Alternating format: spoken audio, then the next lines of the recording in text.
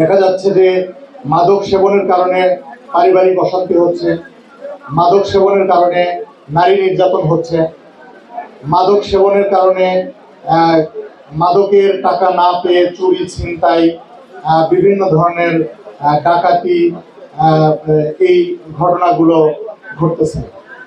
আজকে থেকে এই ঠাকুরগাঁও সদর উপজেলায় মাদকের বিরুদ্ধে আমরা যুদ্ধ ঘোষণা করব। তো যুদ্ধ তো একা একা করা যায় না, যুদ্ধ ঘোষণা করতে হয় সবাইকে নিয়ে।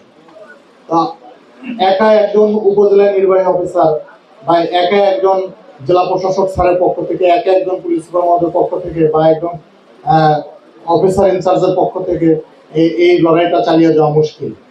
তো আমাদের গ্রাম পর্যায়ে যে মেম্বার যারা আছেন, তারপর আমাদের গ্রাম পুলিশ আছে, আমাদের ইউনিয়ন পর্যায়ে যে চেয়ারম্যান সাহেবরা আছেন এবং আমাদের প্রত্যেকটি সরকারি দপ্তরের অফিসাররা আছেন, আমরা যদি সম্মিলিতভাবে এগিয়ে আসি তাহলে আমার মনে হয় যে এই মাদক সেবীদেরকে রুখে দিতে পারবে।